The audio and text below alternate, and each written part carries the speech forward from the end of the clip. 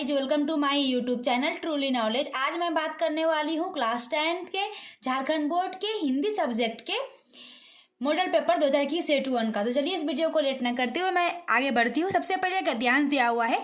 गद्यांश तो आप बना ही लेंगे, लेकिन फिर भी मैं सॉल्व कर देती हूँ। कंप्यूटर के बारे में पहला गद्यांश दिया हुआ है। कंप्यूटर का आविष्कार हमारे लिए वरदान साबित हुआ है, क्योंकि इससे तो हम लोग बहुत यूज करते हैं और ये एक इलेक्ट्रॉनिक उपकरण है। और इसका जो सेव होता है सारा डेटा, जहाँ पे हम लोग कंप्यूटर में सेव करते हैं उसको मेमोरी कहते हैं। तो कंप्यूटर एक प्रकार का टीवी की तरह स्क्रीन है, तो उस प्रकार से दिया हुआ है। तो चलिए बनाते हैं। सबसे पहला क्वेश्चन है, कंप्यूटर का आविष्कार आज के युग के लिए क्या है? तो आज के लिए युग के लिए कंप्यूटर एक वरदान। देखिए यहाँ पे लिखा हुआ है वरदान, तो एक नंबर में ख नंबर में टिक लगा दीजिए, वरदान है। चलिए अगला सॉल्व करते हैं। कंप्यूटर में टेलीविजन की तरह क्या होता है? अभी मैंने बताया स्क्रीन होती है टेलीविजन की तरह, तो कोई नंबर में टिक लगा दीजिए। अगला क्वेश्चन है, चिप का आकार कितना बड़ा होता है? इधर दिया हुआ है चिप का आकार, जो हमारा चिप रहता है, इसे मोबाइल में भी लगा होता है, कितना छोटा रहता है ना, नाखून के बराबर रहता है। यहाँ पे दिया हुआ भी है, पढ़ लीजिए। तो नाखून के बराबर होता है, तो आदमी के नाखून के बराबर, गो नंबर में टिक लगा दीजिए। अगला क्वेश्चन है, श्रम साध का क्या अर्थ है? श्रम साध का क्या मतलब होता है कि बहुत मेहनत करना, कठिन मेहनत करना, कठिन परिश्रम, तो को नंबर में टिक लगा दीजिए। चलिए आगे बात करते हैं। रिक्त स्थानों की पूर्ति करें में कंप्यूटर एक डैश उपकरण है। अभी मैंने बोला कि कंप्यूटर एक कौन सा डिवाइस है? इलेक्ट्रॉनिक डिवाइस, इलेक्ट्रॉनिक उपकरण है। यहाँ पे लिखा हुआ है, तो ये भर दीजिए, इलेक्ट्रॉनिक उपकरण है। तो यहाँ पे भर देते हैं इलेक्ट्रॉनिक उपकरण। चलिए अगला क्वेश्चन है, कंप्यूटर की डाइस में सूचनाओं को सुरक्षित रखा जाता है। अभी मैंने बोला कि कंप्यूटर को कहाँ किया जाता है? मेमोरी में। तो यहाँ मेमोरी लिखा हुआ है, तो मेमोरी में भर दीजिए मेमोरी। चलिए अगला क्वेश्चन है 100 का 1 नंबर, कंप्यूटर आज के युग का वरदान है। कैसे वरदान है? क्योंकि कंप्यूटर से हम लोग बहुत सारे काम करते हैं, है ना। कंप्यूटर हम लोग को क्या क्या करता है? देखिए यहाँ पे दिया हुआ है, जो दिया हुआ है ना, ऐसे हम लोग बहुत से लिख सकते हैं, लेकिन जो हमारा गद्यांश में दिया हुआ रहता है ना एक्चुअल में, वही हम लोग कर सकते थे। क्या कर सकता है? यहाँ पे भविष्यवाणी कर सकता है, मनोरंजन कर सकता है, विश्लेषण कर सकता है, अध्ययन कर सकता है। तो ये सब लिख दीजिए, क्या कर सकते हैं आप डिटेल में लिख दीजिएगा। भविष्यवाणी, कंप्यूटर से हम लोग भविष्यवाणी कर सकते हैं। और क्या लिखा हुआ है यहाँ पे? देखिए कंप्यूटर हम लोग को मनोरंजन करा सकता है। और क्या लिखा हुआ है? देखिए यहाँ पे विश्लेषण, अध्ययन हम लोग पढ़ सकते हैं, है ना, तो अध्ययन कर सकते हैं। तो ये सब कर सकते हैं, इसलिए हमारे लिए कंप्यूटर वरदान है, बन जाएगा। चलिए कंप्यूटर कैसे काम करता है? कंप्यूटर जो है हम लोग का यहाँ पे लिखा हुआ है, देखिए कंप्यूटर कैसे काम करता है। देखिए कंप्यूटर कार्य करता है, तो इसके ऊपर अपना एक इलेक्ट्रॉनिक चिप रहता है, जो अभी मैंने बताया चिप रहता है, चुंबकीय टेप में भरा जाता है। इसमें चिप कार्यक्रम तैयार किया जाते हैं, नाखून के बराबर चिप होते हैं और इसमें पैकेज तैयार होते हैं। इसके माध्यम से कंप्यूटर काम करता है। तो कैसे काम करता है? चिप डाला जाता है और चिप के माध्यम से, चिप जो होता है नाखून के बराबर होता है, चिप डाला जाता है, चिप डाला जाता है और चिप के द्वारा काम करता है, चिप के द्वारा काम करता है। तो कंप्यूटर ऐसे काम करता है। तो आप डिटेल में थोड़ा लिख लीजिए गद्यांश से पढ़ के, ठीक है, मैंने आपको हिंट्स दे दिया। तो चलिए आगे गद्यांश है, पक्षी और बादल ये भगवान के डाकिए हैं।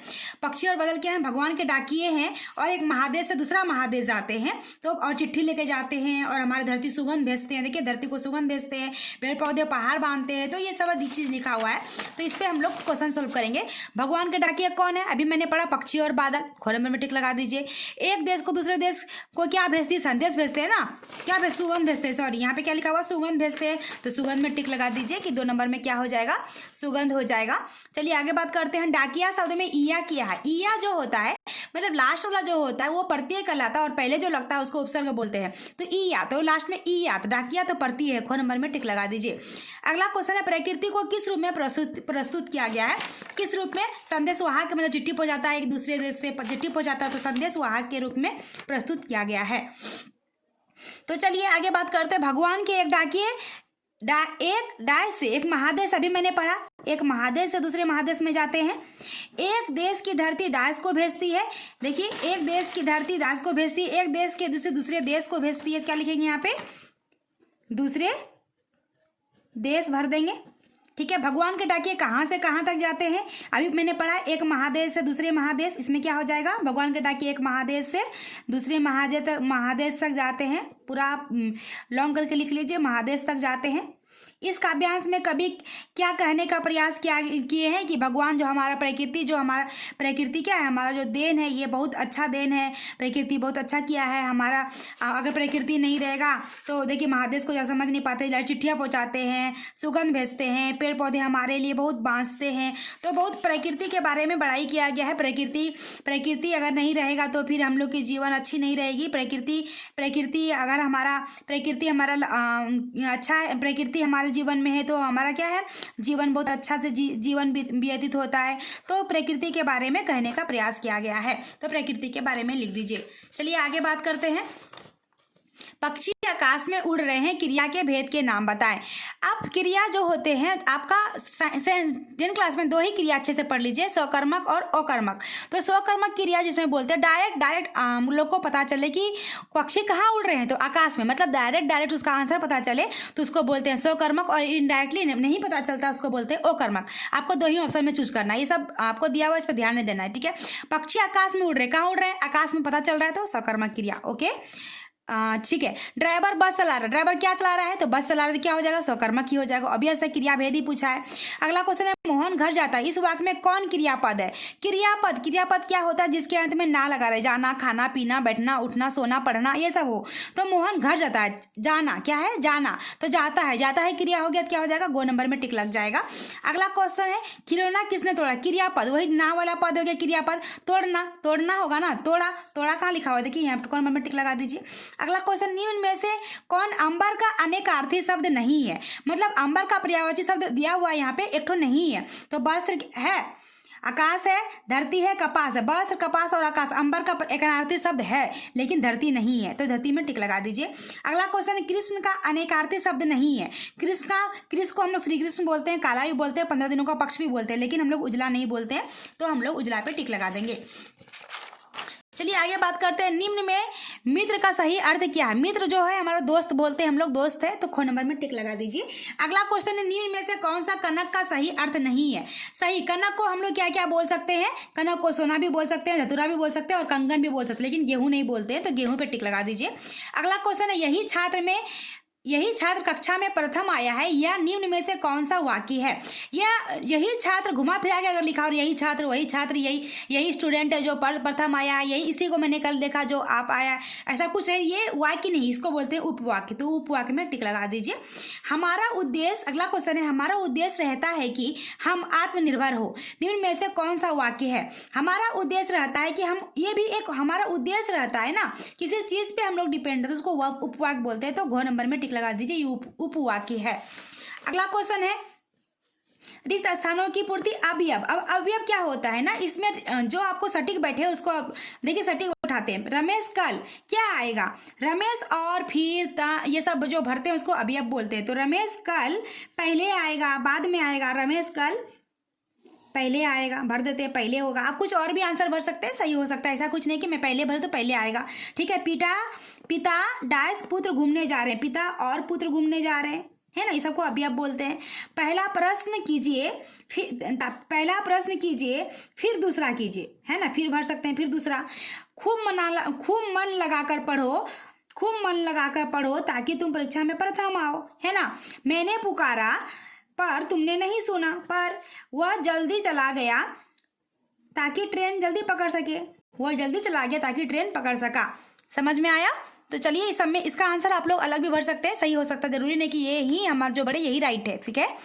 आगे बात करते हैं, वाक्य किसे कहते हैं तथा रचना के आधार पर वाक्य के भेदों का नाम बताएं। वाक्य किसे कहते हैं, मैंने इसका अच्छे से डिटेल में भर दिया है, डिस्क्रिप्शन बॉक्स में डाल दिया, आप वहां से पढ़ सकते हैं, लेकिन मैं हल्का हल्का यहाँ पे बता देती हूँ। शब्दों को मिलाकर वाक्य बनता है। क्या बनता है, शब्दों को मिलाकर वाक्य बनता है। वाक्य इसी को कहते हैं, शब्दों को मिलाकर। ये 3 प्रकार, रचना के आधार पर वाक्य 3 प्रकार के होते हैं। पहला होता है हमारा सरल वाक्य, दूसरा होता है हमारा मिश्रित वाक्य, और तीसरा होता है हमारा संयुक्त वाक्य। ओके, तो सरल वाक्य, अभी इसका एग्जांपल लिख लीजिए, हमें अच्छे से डिस्क्रिप्शन बॉक्स में डाल दी हूँ, वहां से आप चेक कर सकते हैं। सरल वाक्य जो होता है हमारा, एग्जांपल के तौर पे क्या हो जाएगा, बिजली चमकती है, बिजली चमकती है। ये सरल हुआ का एग्जाम्पल लिख दिए। मिश्रित हुआ कि क्या हो जाएगा, जो मिला हुआ का मेरा विश्वास है कि भारत ही जीतेगा, है ना, ऐसा कुछ लिख सकते हैं। मेरा विश्वास है कि भारत ही जीतेगा। और संयुक्त वाक्य का मतलब क्या हो गया कि वह सुबह गया और शाम को लौट आया, मतलब मिला जुला के, वह सुबह गया और शाम को लौट आया। ये संयुक्त अर्थ हो गया। लेकिन मैंने डिस्क्रिप्शन बॉक्स में अच्छे से डिटेल में दे रखा है, तो आप वहाँ से देख लीजिए एक बार, ठीक है। चलिए आगे बात करते हैं। फिर से एक गद्यांश आया। ये गद्यांश हमारा बुक पे है, हमारी किताब पे, स्टोरी पे है। आज मैं पीछे मुड़कर देखती हूँ तो इतना समझ में आता है। मेरी उम्र क्या थी तभी उसने भाषण दिया था। कब भाषण दिया था? अजमेर में 50 साल पहले। कब? 50 साल पहले कवि जो थी 50 साल पहले अजमेर में भाषण दी थी, जो चारों बगल भीड़ थी, लेकिन फिर भी बिना डरे वो लड़की भाषण दी थी। बिना संकोच के धुआंधार बोलते जा रही थी। उसके पिताजी को बहुत लग रहा था कि दे पाएगी कि नहीं दे पाएगी। इस प्रकार से हमारा गद्यांश दिया हुआ है। तो चलिए बनाते हैं। इस गद्यांश के लेखिका कौन है? मन्नू भंडारी। कौन है? जो लिखी है उसको क्या बोलते हैं? लेखिका। तो कौन, ये गद्यांश किसने लिखा था? लेखिका मन्नू भंडारी के बारे में दिया हुआ। मन्नू भंडारी एक स्टोरी है हमारे बुक में, ठीक है। अगला क्वेश्चन है, लेखिका के पिताजी कितनी तरह के और किन किन किन अंतर विधियों में जी रहे हैं? लेखिका के पिताजी किन, मतलब लेखिका को क्या लगता है 50 साल पहले भाषण दे रहे हैं, डर जाएंगे, लेकिन उसके पिताजी को क्या लगता है और भी बहुत सारे, मतलब मेरी बती जीत पाएगी मतलब वो और विशिष्ट बनने की लालसा, तो दूसरी और अपनी सामाजिक छवि के प्रति उतना ही सजग था। यहाँ से यहाँ तक लिख दीजिए। क्या मतलब उसकी बेटी जो है, मतलब मन्नू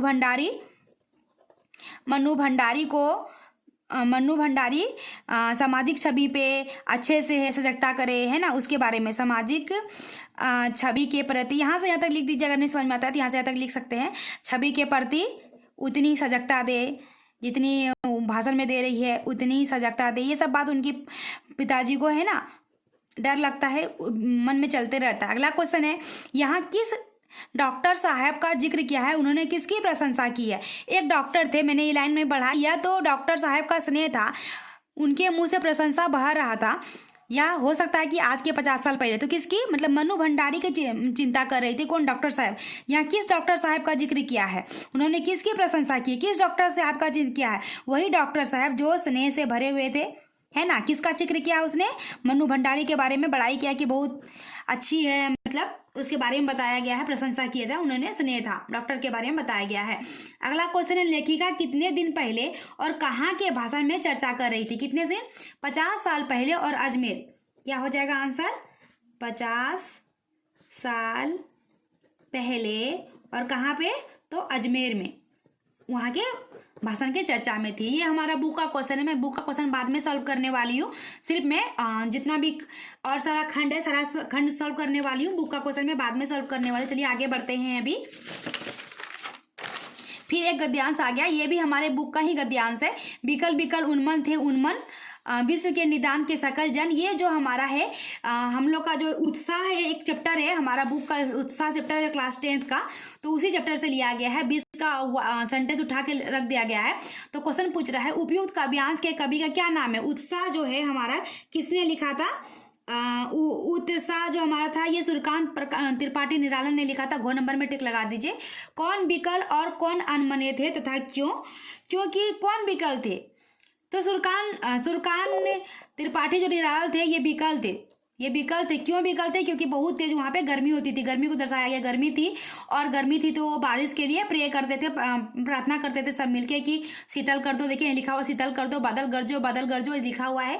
तो सूर्यकांत त्रिपाठी निराला जो थे गर्मी के बारे में अनमन थे, और मतलब चाहते थे कि बारिश हो, ठीक है।